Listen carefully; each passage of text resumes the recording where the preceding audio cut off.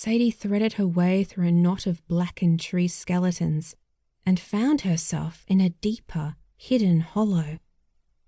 A group of tall stones, a metre or so high, stood in a crooked ring about 5 meters across. Her heart was pounding. The crow called, suddenly, almost over her shoulder. "Roar!" It was like a command. Slowly, almost unwillingly, Sadie reached out to touch the nearest of the tall rocks. Her fingertips brushed its rough, crusted surface. The dried mud flaked and crumbled. Sadie rubbed harder with the heel of her hand, and the crust of silt disintegrated and fell away like a scab, exposing smooth, red stone. "Wah!" croaked the crow.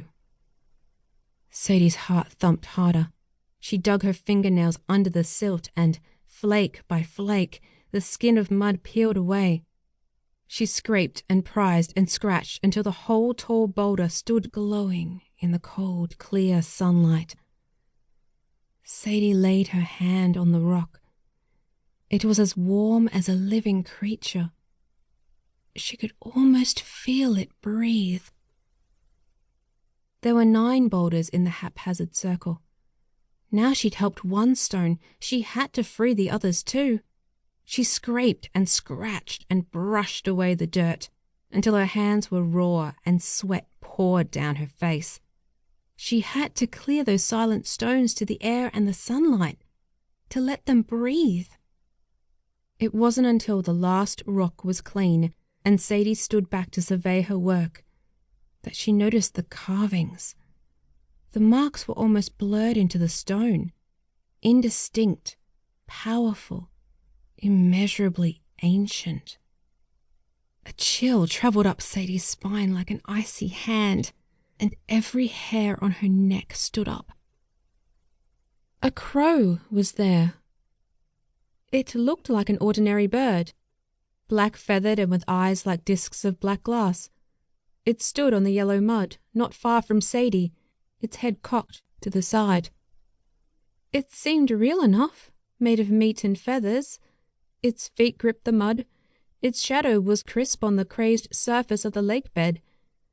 But then it spoke. It spoke in the guttural "wah, wah" of a crow. But Sadie could understand it. "This is Crow's place." Its voice was not angry, but it was stern, and Sadie understood that she must move out of the stone circle. She ducked her head and slipped out between 2 of the boulders to stand blinking on the lake bed. She didn't see the crow move, but there it was, in front of her again. "Crow is awake," it said.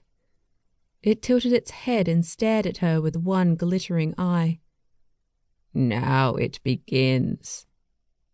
Sadie found her voice. "What begins?" "Beginning and ending, always the same, always now. The game, the story, the riddle, hiding and seeking, beginning and ending, always."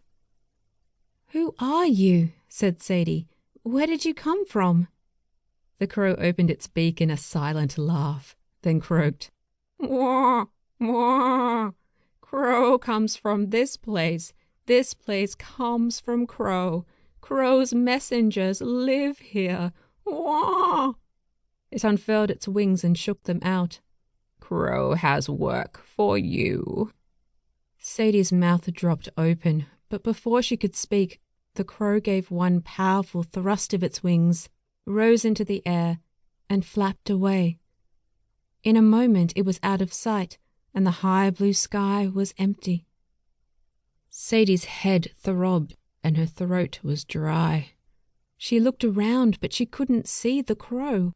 She listened for its cry, but the air thrummed with silence.